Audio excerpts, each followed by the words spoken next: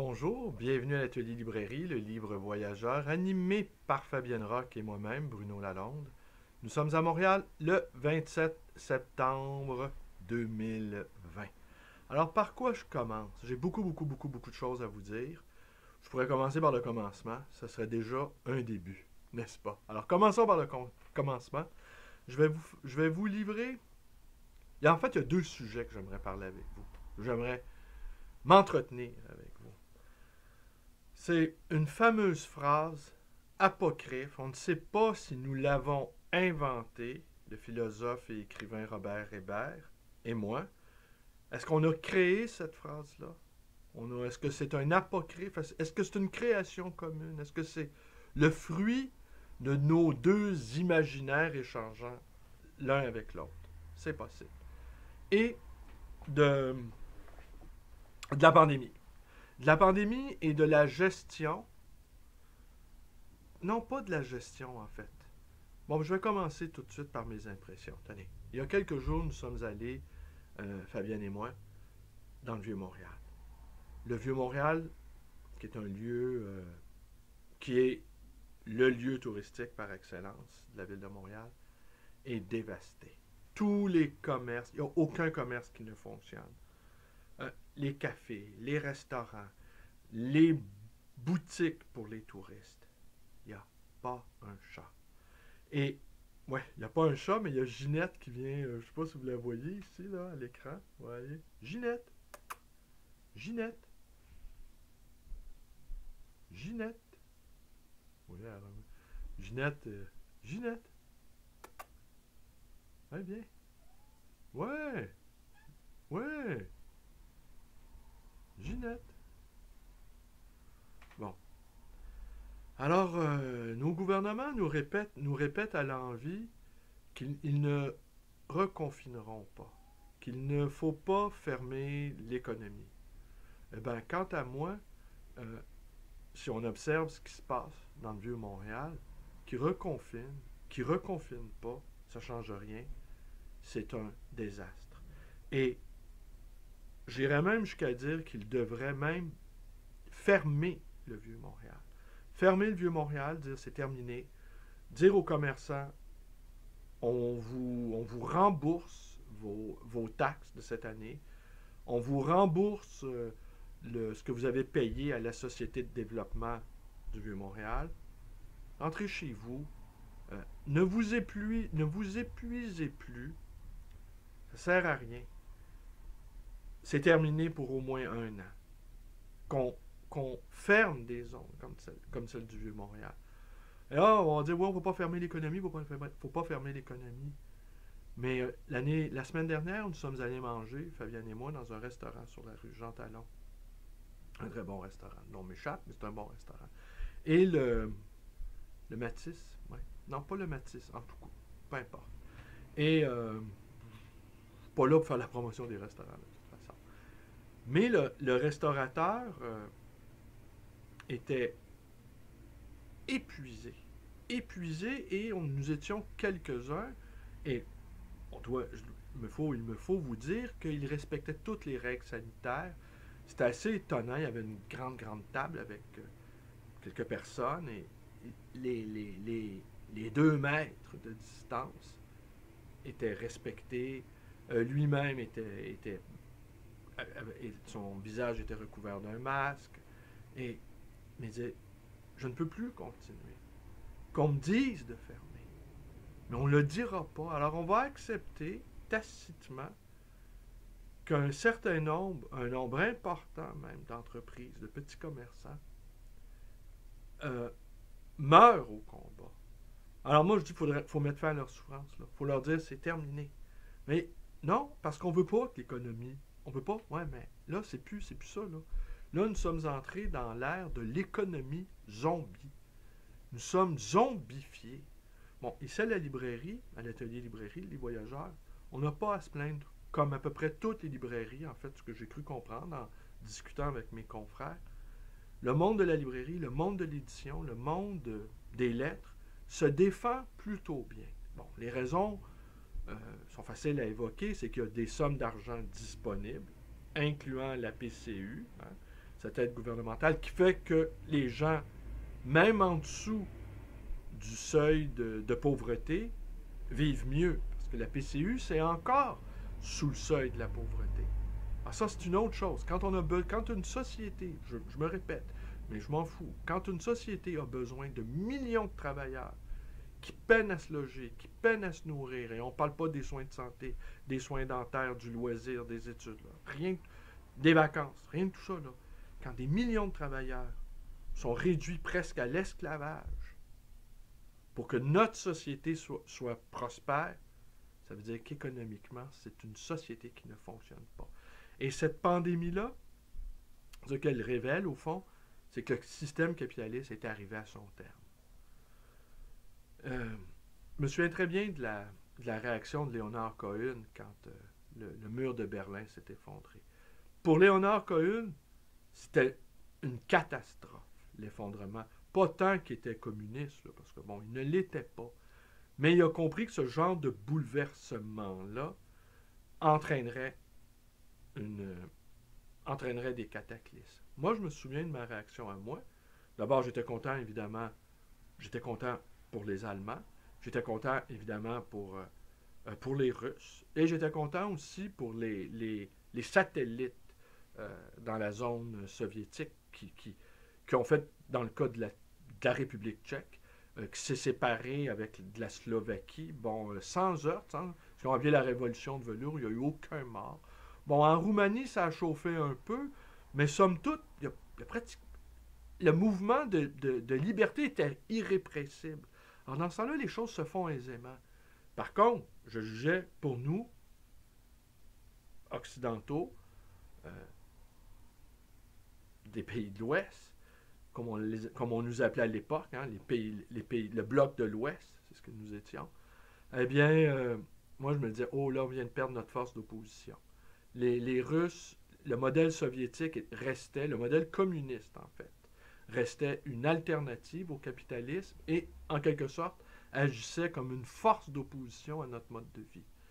Et tant que le capitalisme n'avait pas de... avait un modèle autre, tant qu'il y avait une force d'opposition, eh bien, il était obligé, les édiles étaient obligés de se surveiller. Ils étaient obligés de, comme contre-exemple, d'avoir, par exemple, le souci de la liberté individuelle. Je donne ce simple exemple-là. La défense de la société de droit, un deuxième exemple. Mais à partir du moment où le mur s'est effondré, en novembre 1989, eh bien, ça n'a pas été long. Dès 1990, on a établi le nouvel ordre mondial. On se souvient 1990. Et comment on a établi le nouvel ordre mondial? Eh bien, simplement en attaquant l'Irak. Dans le cas de l'Irak, c'est absurde parce que tous les alliés arabes, laïcs, il faut quand même le rajouter, du bloc de l'Ouest, se sont tous fait baiser la gueule. Alors ça, c'est quand même une autre histoire. Saddam Hussein, on lui avait laissé croire, à l'été 1990, qu'il pouvait, par loyauté pour service bon rendu, par loyauté pour service rendu, il pouvait envahir le Koweït. Et lui, il a cru que, ayant été un bon garçon à la solde du bloc de l'Ouest, il pouvait envahir le Koweït. Mais en fait, c'était juste un piège. On dit, prends ça, puis une fois qu'il l'a pris, paf, on l'a attaqué. Alors là, on se souvient des préparatifs de cette première guerre du Golfe, qui a des ultimatums, mais là, il était trop tard. Il y avait et la fameuse vidéo des bébés, des soldats irakiens rentrant dans un hôpital koweïtien et débranchant les incubateurs des bébés koweïtiens. C'était une pure mise en scène, fabriquée, si ma mémoire est bonne, par la fille de l'ambassadeur du Koweït aux États-Unis. Alors, la mise en scène hollywoodienne. Et là, l'escalade, la mise en place d'ultimatums. Et en janvier ou février, ou peut-être, il faudrait vérifier, en tout cas, janvier, il me semble que c'était le 15 janvier ou le 15 février, ou peut-être le 30 janvier, Et là, ben, on a assisté au bombardement de la coalition, de la première coalition, janvier 91, de, de l'établissement du nouvel ordre mondial. Nouvel ordre mondial qui a été mis à mal et renforcé d'une certaine manière par le 11 septembre 2001, qui est revenu rebrasser les cartes, mais ça a été l'occasion, cette crise-là du 11 septembre 2001, a été l'occasion pour le nouveau bloc de l'Ouest reconstitué de vouloir remodeler le Proche-Orient. Ce qu'ils n'ont pas manqué de faire, on connaît la suite. Il y a eu la guerre du Golfe 2, avec un Saddam Hussein complètement affaibli par... et qu'on a maintenu en place aussi jusqu'en 2003, où finalement, encore là, la mise en scène de Colin Powell en exhibant les petites fioles, le coup de gueule de Dominique de Villepin, que tout le monde a salué comme étant quelque chose de... Mais ça aussi, c'était du pipeau, parce que dans le projet de remodeler, en tout cas, le Proche-Orient, ben, je rappelle cette vérité plutôt amère, la France avait été exclue du jeu. Alors, et c'était tellement absurde parce que toujours pendant cette période-là, moi je me souviens, je prenais beaucoup de taxis pour aller à ma librairie et puis pour retourner chez moi. Et la communauté haïtienne et arabe est très présente dans l'industrie du taxi à Montréal. Et je me souviens d'avoir discuté politique parce que les Haïtiens, les Algériens, les Libanais, ils sont fous de politique. Ils adorent la politique. Puis moi, j'adore la politique aussi. Alors, parler de politique, et en fait, tous les chauffeurs de taxi maghrébins que j'avais l'occasion de rencontrer étaient à peu près convaincus que la France, finalement, serait à leur côté quand les Américains attaqueraient, quand les Alliés attaqueraient enfin Saddam Hussein. Ce qui était, moi, je leur dis, non, la France n'ira pas défendre Saddam Hussein. Et la France n'avait même pas été invitée à participer à ce party de démolition. Parce que le nation building, là, le refaçonnage d'une nation, moi, je n'y crois pas. Je pense qu'il y a des zones de chaos qui sont délibérément entretenues et que des compagnies privées militaires usent de la manière coercitive. Il y a plein d'opérations occultes qui se sont jouées en Libye sans que les États soient officiellement informés. Mais dans les grandes lignes, comme ce qui se passe en Afrique, ce sont des compagnies, dans le cas de l'exploitation, comme on l'a vu dans le livre d'Alain Deneau, Noir Canada, ce sont des compagnies minières qui, adoubées par un trafic d'influence, à la fois politique, à la fois militaire, à la fois financier, qui permettent l'exploitation du sol africain, par exemple. Les Chinois qui sont présents aussi en Afrique sont plus circonspects quant aux motivations, sont plus pragmatiques, mais le résultat est le même. Bon.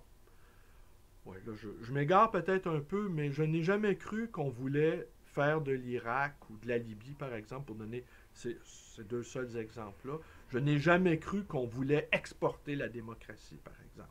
Je pense qu'on a voulu créer des lieux de non-droit, des lieux chaotiques qui servaient les intérêts du bloc de l'Ouest, pour continuer à l'appeler comme ça, disons. Même si, en fait, il n'y a plus exactement c'est plus exactement la terminologie appropriée. En fait, là, je suis absolument parti pour ne pas vous parler des deux choses qui me tenaient à cœur. Alors, peut-être je vais rester juste sur ce volet-là du nouvel ordre mondial. Et la pandémie, qui est je ne sais pas comment on peut la qualifier, c'est à la fois une révolution, c'est une troisième guerre mondiale, mais c'est un bouleversement majeur, comme personne n'en a connu ni dans notre génération, ni chez les plus vieux, ni chez les plus jeunes. C'est quelque chose d'inouï. Et comment allons-nous passer à travers? Pour moi, j'y vois en tout cas, je le dis comme je le pense, déjà en 90, je jugeais que le capitalisme était rentré dans sa phase terminale. En 90, c'est la lecture que je faisais. Le capitalisme avait besoin de son ennemi pour se maintenir, pour donner ses fruits, pour se maintenir vivant.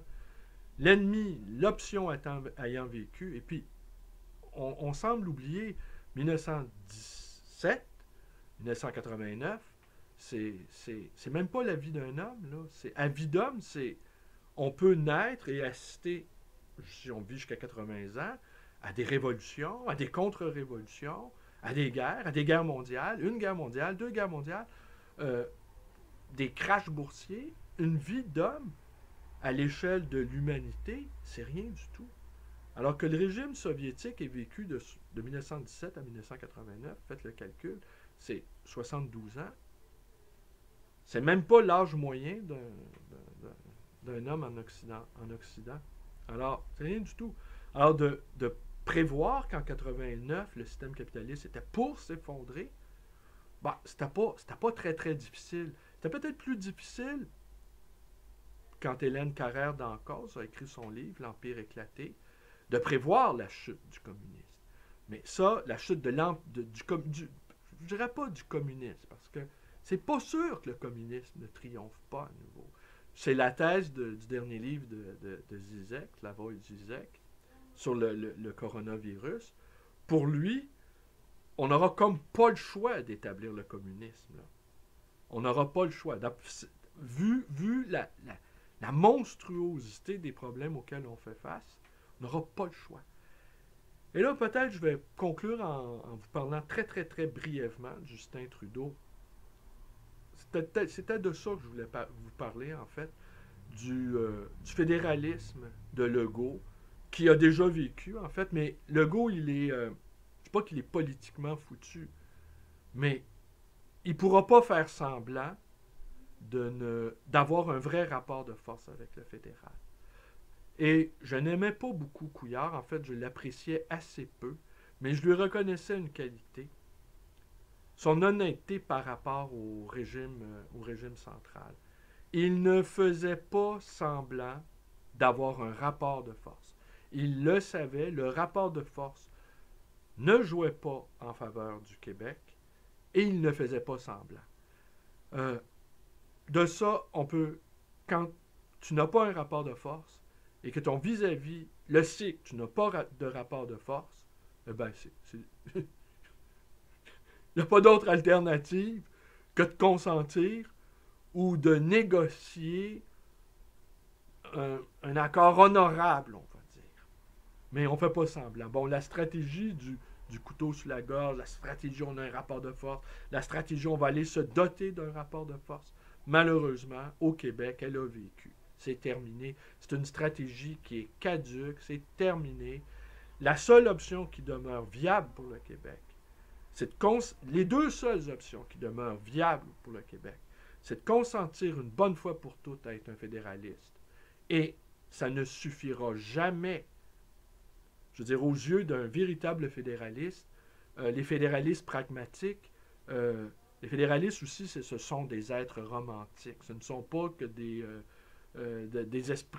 esprits calculateurs et froids.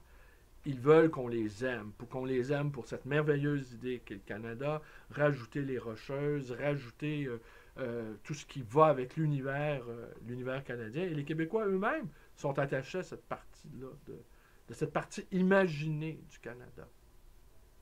Alors, et l'indépendance. Alors, soit on consent être un fédéraliste sans rapport de force, ou en espérant que notre vis-à-vis nous aménage notre susceptibilité et nous permette de respirer à minima, ou l'indépendance. Alors, Legault, il aurait beau faire n'importe quoi, ça ne sera jamais suffisant aux yeux d'un fédéraliste romantique qui veut être aimé. Alors, il aurait beau donner 700 millions en donnant le terrain et l'hôpital Royal Victoria à la communauté anglophone. Il aurait beau faire ça, ça ne suffirait pas. Alors, il est un peu coincé, là.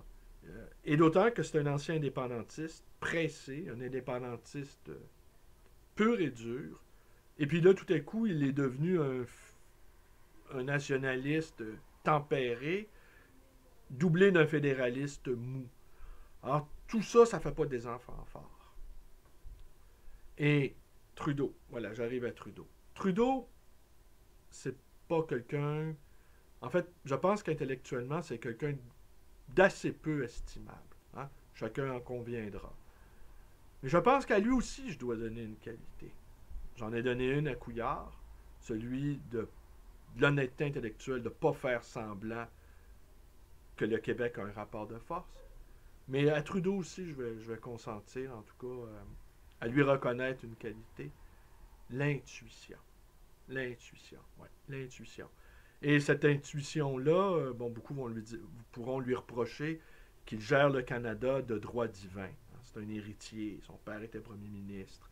Et que lui-même, tout petit, sans doute, s'est naturellement vu dans la peau d'un premier ministre. Et en fait, c'est peut-être tout ce qui compte pour lui. Mais peut-être son intuition lui fait dire ou lui fait voir que la crise économique qui est en train de se développer sous nos yeux, qui est une crise économique cataclysmique, d'accord? N'allez pas imaginer qu'il va y avoir un retour.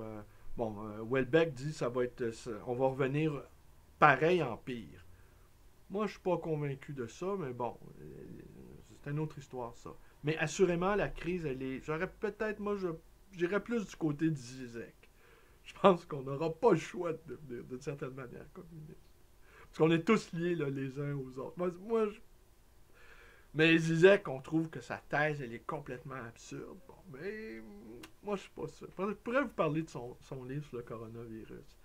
Bon, ça pourrait être l'objet d'une prochaine vidéo. Livre que j'ai lu cet été à Nice. Et et que j'ai acheté dans une librairie à Nice, à plus forte raison. Donc, Trudeau, je pense qu'il voit ça, lui, là, que c'est une crise majeure, là, sans précédent. Et là, la planche à billets, ce qu'on appelle la planche à billets, qui est au fond un jeu comptable, le Canada contrôle sa masse monétaire, ce qui n'est pas le cas du Québec. Alors, oui, il y a 350 milliards de dollars qui ont été injectés dans l'économie canadienne depuis le début de la crise sanitaire, et Trudeau promet encore plus de centaines de milliards. Et je pense qu'il n'y a pas le choix, tout simplement. Il est peut-être pas un génie de la finance, c'est peut-être pas non plus un visionnaire, mais ça ne prend pas non plus une grande capacité intellectuelle pour comprendre que nous sommes dans un nouveau monde, dans un nouveau paradigme. Et que pour réparer ce qui est en train de se briser et qui se brise à toute vitesse, allez faire un tour dans le Vieux-Montréal. Et ça, c'est une zone. Mais ces zones-là de sinistrées, ces zones-là irakiennes, j'aurais envie de dire, vont se multiplier, c'est facile à prévoir, dans les prochaines semaines, dans les prochains mois.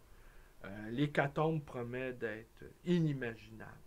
Et on ne pourra pas dire aux gens, débrouillez-vous, de toute façon, nous sommes interreliés. Alors, quand la maison du voisin brûle, la nôtre peut brûler aussi. On va être obligé d'être empathique, ne serait-ce que pour notre propre intérêt. Alors, Trudeau voit qu'il y a un cataclysme qui est en train de se produire sous nos yeux. Il promet des sommes colossales. Évidemment, on entend partout, c'est de l'argent qu'on n'a pas, va falloir rembourser. Ouais, deux choses que les gens semblent oublier. D'abord, à qui on doit cet argent-là? À nous-mêmes. Nous sommes à la fois créanciers et débiteurs. Hein? Alors, on se doit cet argent-là à nous-mêmes. Alors, on peut quand même réfléchir. Et le deuxième élément, le collatéral. Sur quoi s'appuie la dette qu'on se doit à nous-mêmes? Eh bien, qu'on soit au Canada, qu'on soit au Québec, et qu'on mette les deux ensemble, peu importe, là. Moi, je souhaiterais qu'on quitte le Canada au PC. Je pense ça depuis que je suis enfant. Je vais toujours le penser. On ne change pas d'idée comme ça. Je pense que le fédéralisme, pour nous, Québécois, n'est pas un bon deal. Mais c'est même pas pour une question financière que je suis indépendantiste. Bon, je l'ai déjà expliqué ailleurs, peut-être. Je suis un indépendantiste spinoziste. C'est-à-dire qu'on accepte, qu'on consente à accepter notre destin au niveau existentiel et qu'on se donne, qu'un Québec indépendant augmenterait sa puissance d'existence. Voilà. Et puis ça va loin dans mon truc. Armée, service secret, qu'on espionne l'Ontario, qu'on espionne les Américains même, qu'on ait un corps diplomatique formé, qu'on ait une école de diplomates, une monnaie avec... voyez, moi, je veux la totale. Je veux tout. Je veux le gâteau au complet. Je veux même pas négocier. Je veux même pas demander. Alors, voilà quel genre d'indépendantiste que je suis. Et qu'on se retrouve avec un paquet de problèmes. Oui, parce que l'indépendance, c'est la responsabilité. C'est la responsabilité totale. C'est sûr, on est en interaction avec les autres pays, puis les autres pays ne nous feront pas de cadeaux. Ben justement, ils ne nous feront pas de cadeaux. Peut-être non, nous non plus, on leur en fera pas. Alors, pardonnez-nous d'exister, on existe, pardonnez-nous de respirer, puis on peut dessus, Je suis excédé de ça. Alors, forcément, Legault, premier ministre d'une province, n'a pas à sa disposition une planche à billets. Alors, lui, il reste avec les problèmes existentiels les plus fondamentaux, que sont la santé, et l'éducation. Alors, et ça, c'est pas de la bonne business, c'est de la dépense. Alors, pour avoir cette dépense-là, ben, il faut des revenus. Mais si on ne contrôle pas la totalité des outils, ben, je m'excuse. On peut demander, on peut être gentil, on peut faire ce qu'on veut, mais ça ne changera rien. C'est le gouvernement central qui a les leviers du contrôle de la monnaie. Et quoi qu'on en dise, quoi qu'on en fasse, c'est un fait. Et je trouve assez amusant qu'au fond, Legault soit confronté à ce qu'il avait vu lui-même il y a 30 ans. Il est arrivé à ce constat-là que c'était impossible économiquement pour le Québec de continuer tant qu'il n'y a pas tous les leviers. Et là, eh ben, il se retrouve. C'est pas facile d'être fédéraliste, hein? Eh ben, il se retrouve dans le réel dur, cuisant, où un Trudeau peut lui dire, t'avais qu'à pas faire venir l'armée dans un CHSLD. T'avais qu'à pas nous demander d'envoyer 1000 soldats canadiens dans les CHSLD. Ah ben voilà, c'est ça. 1000 soldats canadiens dans les CHSLD ont privé Legault de son pouvoir politique. En fait, hein, en 70, il y avait l'armée dans les rues au Québec, l'armée canadienne dans les rues. 50 ans plus tard, l'armée dans les CHSLD. Mais le coup de force est le même. Sauf qu'il y a 50 ans, il fallait mater le Parti québécois. Hein? La vraie cible, c'était le Parti québécois. Et fort heureusement, l'armée canadienne, en fait pas l'armée canadienne, mais Trudeau, Drapeau et Bourassa, les trois qui étaient tout à fait d'accord, n'ont pas réussi, parce que 6 ans plus tard, le Parti québécois prenait le pouvoir. Mais ça a été l'occasion, on connaît la suite, mais ça a été l'occasion pour Trudeau de faire un coup de force. Coup de force qui va connaître son accomplissement avec le rapatriement de la Constitution. Constitution qui n'a jamais existé d'ailleurs, hein, soit dit en passant.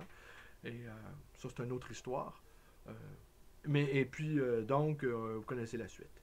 Mais, où je veux en venir avec tout ça? Alors voilà, tout le monde est confronté, en fait, cette période-là est une période de révolution, de révélation, dis-je. Hein? Tout le monde est confronté avec le réel. Chacun est confronté avec ses choix existentiels. Chacun est en phase, est confronté avec ses choix personnels, ses choix de vie, ses choix de travail, ses choix amoureux.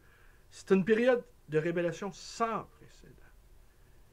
Et ça, je vous dirais, c'est plutôt extraordinaire. C'est une époque extrêmement extraordinaire. Bon, il va y avoir... C'est le retour de la tragédie, d'une certaine manière. C'est la fin de la pensée gestionnaire, de la raison calculante. C'est un peu la fin de tout ça. Ce modèle-là a vécu. Ce modèle-là portait ses germes de destruction déjà dès 1990.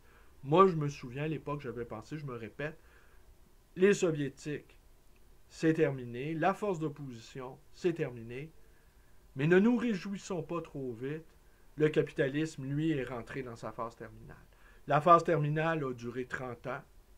30 ans, c'est rien du tout. Et là, maintenant, bon, sans doute,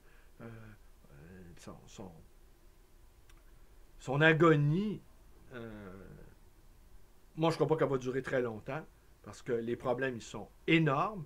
Et puis, on n'a rien qu'à voir la réaction de Trudeau pour avoir une idée de la gravité de la situation, autrement dit. Alors, si tout le monde juge que Bobet Trudeau, il endette les générations futures, ben, les générations futures, c'est encore autre chose. Mais, enfin, je pense... Mais je ne vous ai même pas parlé de la citation apocryphe de Laurence d'Arabie. Citation qu'on a sans doute peut-être créée, Robert Hébert et moi, et dont on s'amusait hier avec mon ami Pierre et sa compagne Karine. On a bien rigolé sur cette citation-là. Ben, je vais vous la dire, après on réfléchira là-dessus dans une prochaine vidéo. Demain, peut-être. Je reprends goût à la parole. Ma parole a été... C'est tellement énorme ce qui se joue. J'ai pas envie de... J'ai pas envie, en tout cas, d'aller rejoindre les conspirationnistes. Les conspirationnistes, peut-être je pourrais dire un mot sur eux, les trouve, outre le fait qu'ils sont un peu inquiétants dans leur comportement, mais pour moi, ce sont des uluberlus. Ce sont, heureusement, je dirais, qu'ils n'ont pas de programme politique. Heureusement que dans certaines de leurs assertions, ils sont tellement délirants.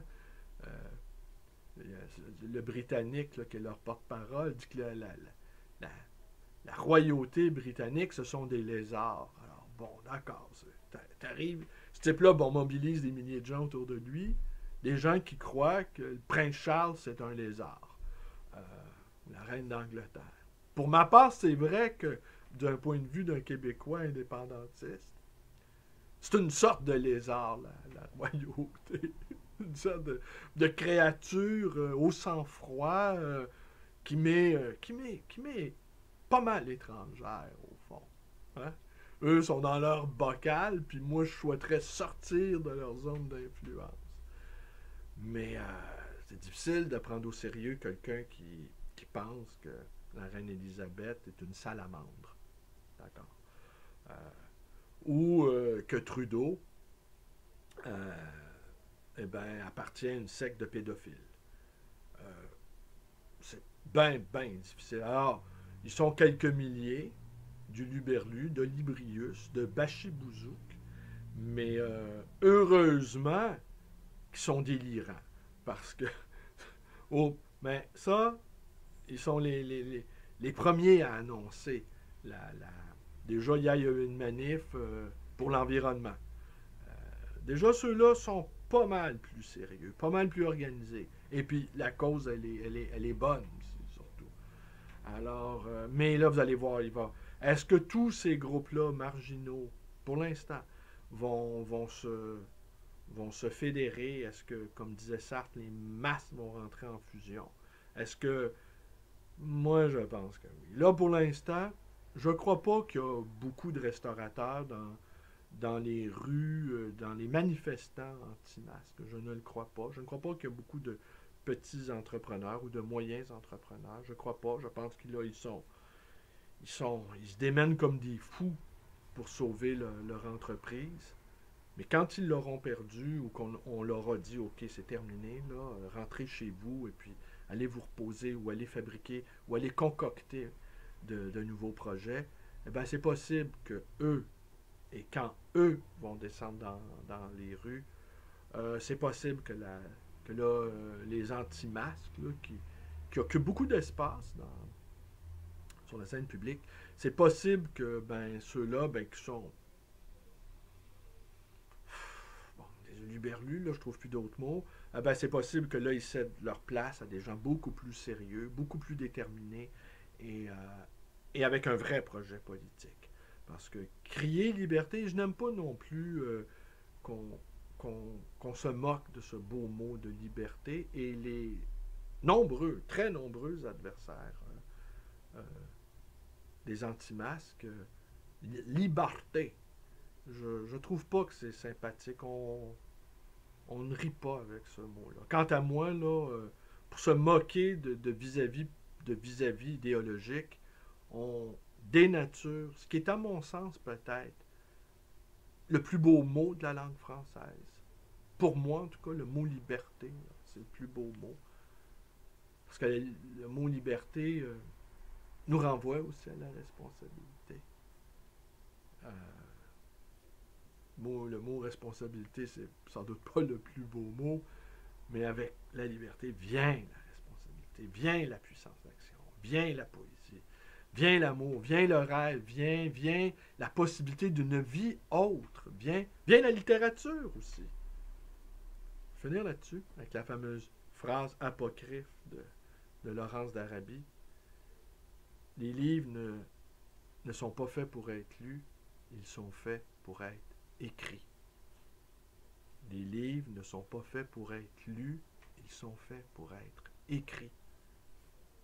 Et puis comme dit Rilke, ben, si vous pouvez vous abstenir d'écrire, ben, n'écrivez pas. Ça, c'est la deuxième phrase. Mais si vous ne pouvez pas vous en empêcher, si vous ne pouvez pas vous empêcher d'exister, si vous ne pouvez pas vous empêcher de vous épanouir dans votre expression personnelle, eh ben, ne vous privez pas. Et c'est ça aussi la merveille de la technologie qui nous est offerte. Eh ben, c'est qu'on peut parler, on peut dire n'importe quoi, ou à peu près. On peut même croire que la reine d'Angleterre est un lézard. Bon, hein, on admet que c'est pas trop fort au niveau intellectuel, mais bon, hein? Il y en a qui étaient bons au soccer, puis d'autres, ben, ils sont bons dans d'autres choses. Ouais, 37 minutes 31. Est-ce que je vous ai dit toutes les choses que j'avais envie de vous dire? Sans doute pas. J'en ai dit, en tout cas, que je pensais pas vous dire, en fait, qui me sont venus spontanément par la parole. La parole, hein, comme on l'a vu dans la vidéo de la semaine dernière. La parole qui précède l'écriture, le geste qui précède la parole. Que de gesticulation. Que de gesticulation. Merci, bonne journée à tous.